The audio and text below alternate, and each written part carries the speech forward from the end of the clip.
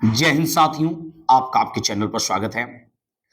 मेरे दोस्त, आइए आज की क्लास एक छोटी सी पंक्ति के साथ शुरुआत किया जाए। जमीर जिंदा रख, कबीर जिंदा रख, सुल्तान भी बन जाए तो दिल में फकीर जिंदा रख, हौसले की तरकस में वो कोशिश का तीर जिंदा रख, हार जा चाहे जिंदगी में सब कुछ, मगर फिर से जीतने की उम्मीद जिंदा रख, फिर से जीतने की उम्मीद जिंदा रख। आइए आज की क्लास को शुरुआत करते हैं। मेरे दोस्त, ये जो प्रश्न है, पिछले क्लास में इस टाइप का प्रश्न कुछ हुआ था, लगभग इसी टाइप का कुछ था। तो देखते हैं, हम लोग ये प्रश्न कर नहीं रहे हैं, मतलब ऑप्शन को ज्यादा टारगेट करेंगे और एक एक, जैसा कि आप सभी जानते हैं, हम सभी के क्वेश्चन करने का अंदाज थोड़ा सा अलग होता है। प्रश्न के साथ प्रश्न के आंसर को तो जानते ही हैं, लेकिन एक क्वेश्चन का जब तक पूरा पोस्टमार्टम न कर देंगे तब तक हम लोग आगे नहीं बढ़ते हैं। तो आइए, एक क्वेश्चन के साथ कम से कम आपको एक्स्ट्रा 10 से 12 फैक्ट मिलने वाले हैं। आइए चीजों को सुनिएगा, समझने का प्रयास करिएगा। ओके, प्रश्न क्या है सर? हृदय की धड़कन का पता लगाने में निम्न में से कौन सा यंत्र सहायक होता है? निम्न में से कौन सा यंत्र सहायक होता है? तो इसका सीधा सा जवाब है स्टेथोस्कोप। कोई दिक्कत नहीं है। अब एक बात ध्यान दीजिएगा मेरे भाई, मेरे दोस्त, हृदय की धड़कन का पता कौन लगाता है? स्टेथोस्कोप। अब ये स्पाइरोमीटर क्या करता है? क्या भाई, कौन सा?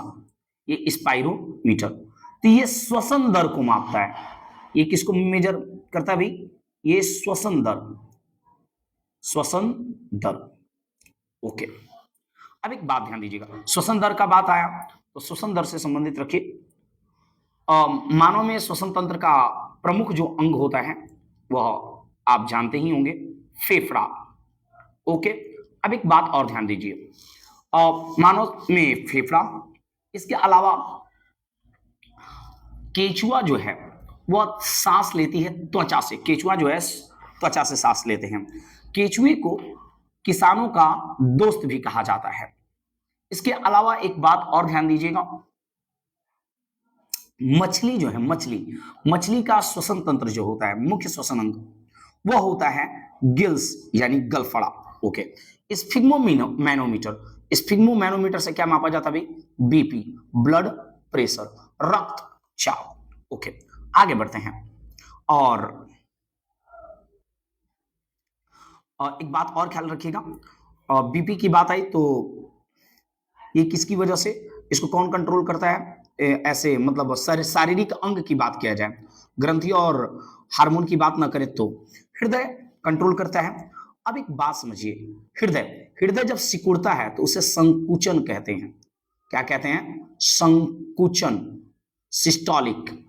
और जब हृदय फैलता है तो उसे कहा जाता है अनुशीथलन। क्या कहते हैं? अनुशीथलन। ये बात आप याद रखिएगा। आइए अगले प्रश्न की ओर बढ़ते हैं। अगला ऑप्शन एक, हाँ, ये थर्मोमीटर क्या करता है? थर्मोमीटर जो है तापमान को मापने वाला यंत्र है। ये क्या करता है भाई? तापमान का मेजरमेंट करता है। कौन? थर्मोमीटर। अब एक बात ध्यान दीजिएगा, थर्मोमीटर की बात आई तो तापमान का ऐसा ही मात्रक क्या होता है? केल्विन होता है। तापमान के अन्य मात्रक और क्या क्या होते हैं? सामान्य तरीके पर डिग्री सेल्सियस यूज किया जाता है और फारेनहाइट। ओके, तापमान का ऐसा ही मात्रक केल्विन, याद रखिएगा। ओके, आइए अगले प्रश्न की ओर बढ़ते हैं। संवेग का एसआई इकाई क्या होता है? किसका? संवेग। ये रहा संवेग। संवेग को इंग्लिश में कहते हैं, क्या कहते हैं मेरे भाई? तो कहा जाता है संवेग को मोमेंटम। संवेग को क्या कहते हैं? मोमेंटम। संवेग को मोमेंटम कहा जाता है। ओके, संवेग को किससे डिनोट करते हैं? तो संवेग को यानी मोमेंटम को पी से डिनोट किया जाता है। और एक बात ध्यान दीजिएगा, इसके अलावा यदि अपन बात करें तो P बराबर फॉर्मूला क्या होता है? तो P बराबर होता है एम भी। संवेग जो होता है द्रव्यमान, किसी भी वस्तु के द्रव्यमान, किसी भी वस्तु के द्रव्यमान और वेग, वेलोसिटी के गुणनफल होता है। कौन? तो संवेग जो है किसी भी वस्तु के द्रव्यमान और वेग का गुणनफल होता है। ओके, इतनी बातें। अब एक बात ध्यान दीजिएगा, इसके अलावा यदि अपन बात करें, इसके अलावा एक चीज ध्यान दीजिएगा, आपको यह ध्यान देना चाहिए, हाँ, इसका प्रश्न, जो ये प्रश्न है, ये क्या है, पहले इस प्रश्न का आंसर कर लेते फिर आगे बढ़ेंगे। संवेग का एसआई मात्रक, एसआई मात्रक देखना है, तो पहले एसआई मात्रक देख लेते हैं। संवेग का एसआई मात्रक तो क्या होता है भाई, संवेग का एसआई मात्रक करने के लिए कोशिश करते हैं।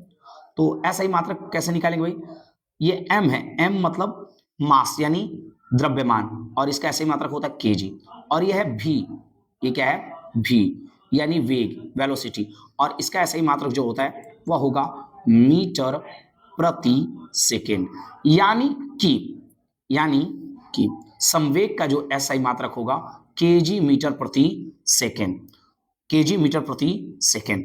तो संवेग का एसआई मात्रक क्या होने वाला है, केजी मीटर प्रति सेकेंड, यानी ऑप्शन नंबर बी बिल्कुल दुरुस्त है। ओके, संवेग संरक्षण सिद्धांत से एक फॉर्मूला मिलता है, वो क्या मिलता है कि टक्कर के पहले का संवेग और टक्कर के बाद का कुल संवेग आपस में बराबर होता है, और उससे लास्ट में चल के एक फॉर्मूला मिलता है m1v1 बराबर माइनस m2v2। ये जो फॉर्मूला किससे प्राप्त होता है भाई, संवेग संरक्षण सिद्धांत से।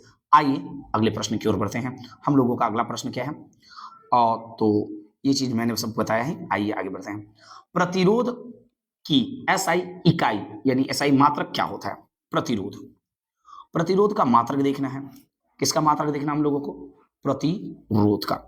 ओके, देखेंगे हम लोग प्रतिरोध को किससे डिनोट करते हैं, तो प्रतिरोध को आर से डिनोट करते हैं। इसका सिंपल भाषा में पहले बात कर लें, इसका ऐसे मात्रक ओम हो जाएगा। आर बराबर क्या होता है, तो आर बराबर होता है ओम के नियम से आप जानते होंगे, V बटा में आई, V बटा में आई। प्रतिरोध को रेजिस्टेंस कहते हैं अंग्रेजी में, याद रखिएगा इन बातों को। और जैसा कि हम लोग पिछले वीडियो में हम लोग इसके बारे में और भी डिटेल से समझ चुके हैं। और एक बात ध्यान दीजिएगा, प्रतिरोध का एसआई मात्रक प्रतिरोध का एसआई मात्रक ओम होता है। अब ओम किसे कहते हैं, इस बात को भी थोड़ा सा गौर करेंगे हम लोग। आर बराबर जो है प्रतिरोध का सूत्र यदि बात करें, तो आर बराबर जो है V बटा में आई, आर बराबर V बटा में आई। तो V जो है ये किसको बताता है, V बताता है विभवांतर को, और जिसका ऐसा ही मात्रक होता है वोल्ट, क्या होता है, वोल्ट। और ये है बटा में आई, आई बोले तो विद्युत धारा, एम्पियर,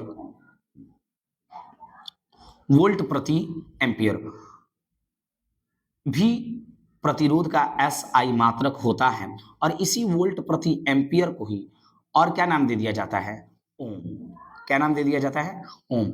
आपने ओम का नियम पढ़ा होगा, अचर ताप पर किसी चालक से प्रवाहित होने वाली विद्युत धारा चालक के सिरों के बीच के विभवांतर का सीधा समानुपाती होता है, यानी भी समानुपाती आई, भी समानुपाती आई। तो एक चीज और याद रखिएगा, ओम का नियम से यही बताता है कि जिस रेट से वोल्ट बढ़ता है यानी विभवांतर बढ़ता है, विभव बढ़ता है, पोटेंशियल डिफरेंस बढ़ता है, उसी रेट से विद्युत धारा भी बढ़ता है अथवा घटता है। और इसका जब भी ग्राफ खींचिएगा वोल्ट और विद्युत धारा का, तो एक सीधा ग्राफ, सीधा रेखा में ग्राफ मिलेगा।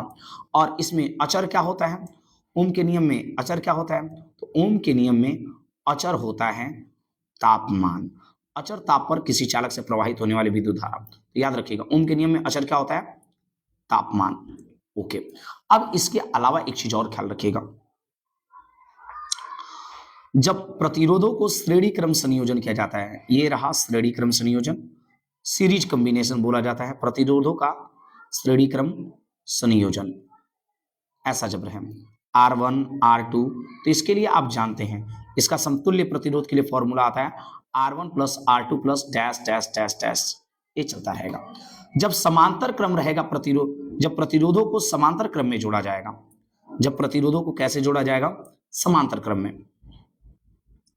जैसे एग्जाम्पल के तौर पर आप मान लीजिए प्रतिरोध है, समांतर क्रम में जोड़ दिया जा रहा है, और ये क्रमशः R1 और R2 के रूप में है और R3 के रूप में, ये कहलाएगा समांतर क्रम। ये R3 है। तो इनका समतुल्य प्रतिरोध के लिए जो फॉर्मूला आएगा 1/R बराबर 1/R1 1 plus 1/R2 plus 1/R3।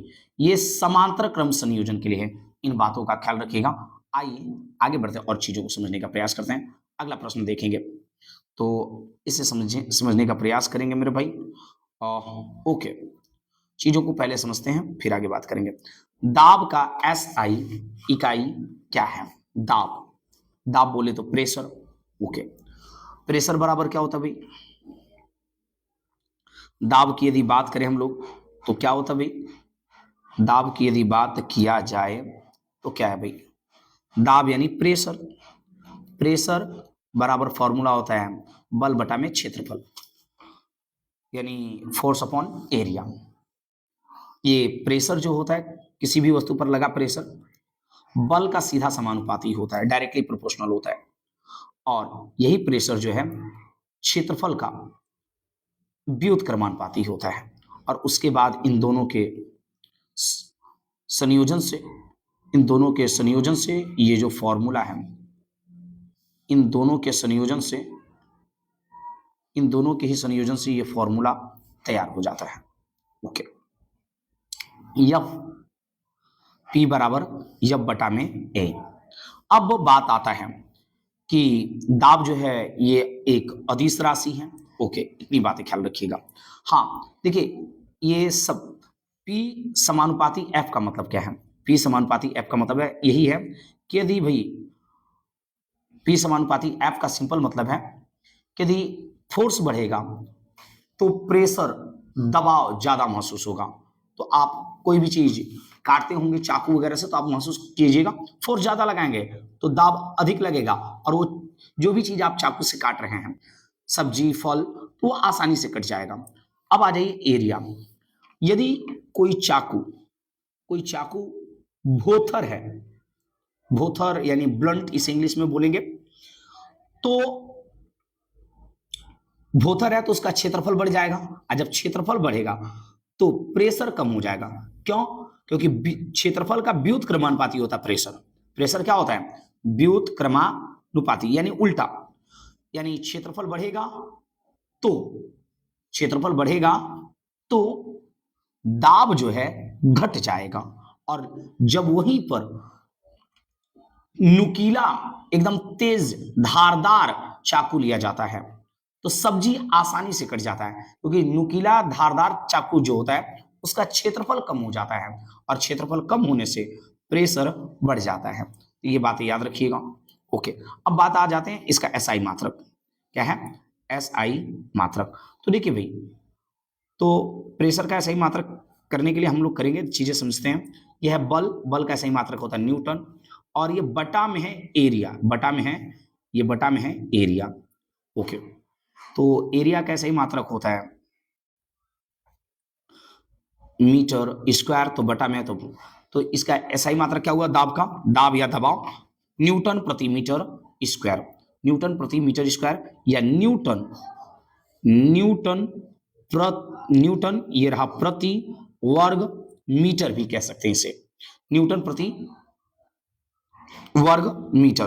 तो इस तरीके से ऑप्शन नंबर जो है वह सही होने वाला ऑप्शन नंबर सी।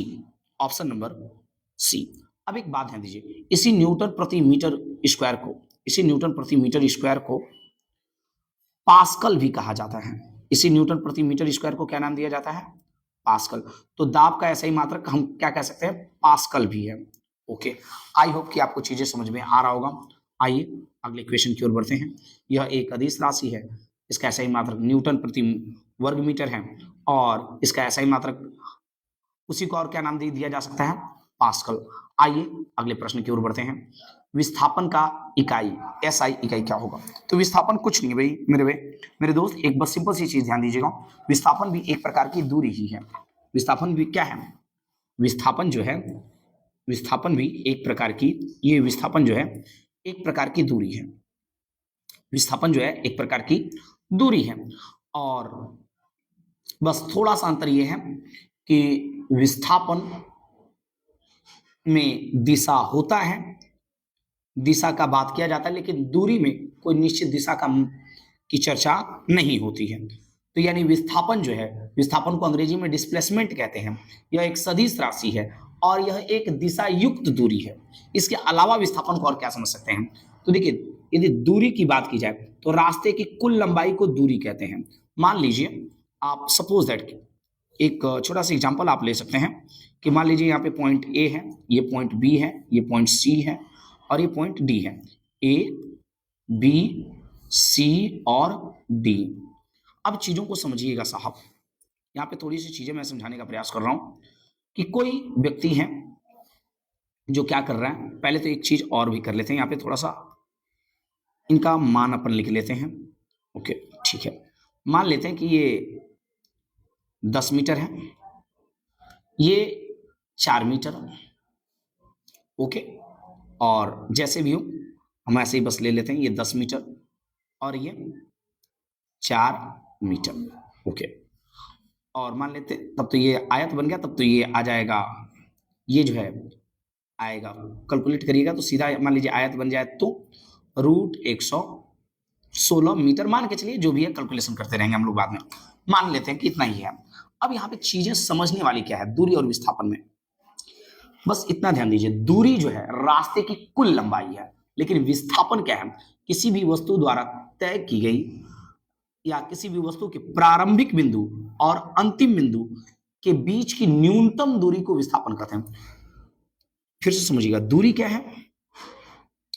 किसी रास्ते की कुल लंबाई, किसी रास्ते की कुल लंबाई, जहां तक वह व्यक्ति रास्ते को तय करेगा, कुल लंबाई को ही दूरी कहेंगे। लेकिन विस्थापन क्या है? किसी भी व्यक्ति के या किसी भी वस्तु के या किसी भी पिंड के प्रारंभिक बिंदु और अंतिम बिंदु के बीच की जो न्यूनतम दूरी है वही कहलाएगा, वह कहलाएगा विस्थापन। क्या कहलाएगा? विस्थापन। और एक बात ध्यान दीजिएगा, ये रूट को मान लीजिए तोड़िएगा तो ये लगभग 10 दशमलव कुछ आएगा, 10 दशमलव समथिंग आएगा, राइट। 10 दशमलव अपन 3 रख दे रहे हैं, कैलकुलेशन नहीं कर रहे हैं लेकिन लगभग रख दे रहे हैं 10, क्योंकि 10.3 तो नहीं होगा, 10.57 से ऊपर जाएगा, क्योंकि 121 का वर्गमूल जो है 11 होता है, तो ये लगभग 10.5 या 6 के आसपास आएगा। ओके, लगभग रख देते हैं। √116 का मान आप निकाल लीजिएगा, निकालना होता है वो अलग बात है। हाँ, मैंने काउंट करके या सॉल्व करके नहीं निकाला, बस ऐसे ही अप्रॉक्स में रख दिया मैंने। अब एक बात समझिए, हम लोगों को मुख्य रूप से समझना क्या है, विस्थापन क्या है, तो ध्यान दिया जाए। इसके अलावा और समझिए, देखिए दूरी क्या है। तो देखिए, कोई व्यक्ति ए से चला और बी होते हुए सी तक पहुंचा, तो उस वस्तु का पूरा विस्थापन होगा 14 मीटर। ये 10 भी जोड़ेंगे और 4 भी जोड़ेंगे, तो दूरी जो है किसी वस्तु द्वारा तय की गई रास्ते की कुल लंबाई है, ये है दूरी। और उसका दूरी हो जाएगा 14 मीटर। उस वस्तु द्वारा तय की गई जो दूरी है, दूरी वो कितना मीटर होगा? 14 मीटर होगा। लेकिन यदि यही विस्थापन की बात किया जाए कि वही वस्तु जो है कहां से कहां तक आया है, ए से लेके बी तक, बी से लेके सी तक, तो विस्थापन की बात करेंगे हम लोग। तो विस्थापन क्या होगा भाई? शुरुआत क्या हुआ? प्रारंभिक बिंदु और अंतिम बिंदु। तो गौर करिए, प्रारंभ कहां से हुआ? ए से, और अंत कहां पे हुआ? बी। तो इनके बीच की जो न्यूनतम दूरी है, इसी को केवल विस्थापन। तो विस्थापन क्या हुआ? ए सी, और लगभग 10.6 के आसपास ही विस्थापन आएगा।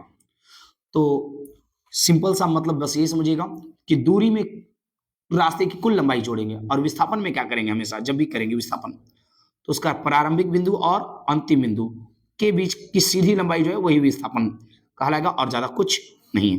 बस इस बात का ख्याल रखिएगा, बस इतना याद रखिएगा, विस्थापन एक सदिश राशि है। क्या है? सदिश राशि, और इसका ऐसा ही मात्रक जो है मीटर है, क्योंकि दूरी का यदि मीटर है तो विस्थापन का भी क्या होगा? मीटर होगा। ओके, विभवांतर का ऐसा ही मात्रक क्या होगा? विभवांतर क्या भाई? विभवांतर, विभवांतर की बात करें तो भी वोल्ट, जिसका ऐसा ही मात्रक होता है। भी बराबर क्या होगा? तो भी बराबर IR होता है, और इसका ऐसा ही मात्रक वोल्ट होता है। अब एक बात और समझेंगे, इसका ऐसा ही मात्रक और क्या हो सकता है? तो विभवांतर का ऐसा ही मात्रक जो है तो इकाई धन आवेश को अनंत से उठाकर विद्युत क्षेत्र के एक बिंदु तक लाने में किए गए कार्य की मात्रा को विभव कहते हैं, और दो विभवों के बीच के अंतर को ही क्या कहते हैं? विभवांतर कहते हैं। तो यानी V बराबर क्या होगा? W बाई क्यू भी होता है सूत्र। V बराबर IR भी होता है, V बराबर W बाई क्यू भी होता है। W क्या बताता है? किए गए कार्य की मात्रा इकाई धनावेश को उठाकर। तो अब बात किया जाए तो कार्य है, तो कार्य का ऐसी मात्रा क्या होता है? जूल। और ये आवेश है, आवेश का ऐसे ही मात्रा क्या होता है? कूलाम। आवेश का ऐसे ही मात्रा क्या होता है? कूलाम। इसका पूरा ऐसे ही मात्रा क्या होगा? जूल प्रति कूलाम, जूल प्रति कूलाम। और इसी को क्या नाम दिया गया? वोल्ट। इसी को क्या नाम दिया गया? वोल्ट। तो यानी विभव या विभवांतर दोनों का ऐसा ही मात्रक होगा, जूल प्रति कूलाम, या उसी को और क्या कहेंगे? वोल्ट। आई होप की चीजें समझ में आ रहा होगा। फिर मिलते हैं अगले वीडियो में, तब तक के लिए धन्यवाद। जय हिंद, जय भारत।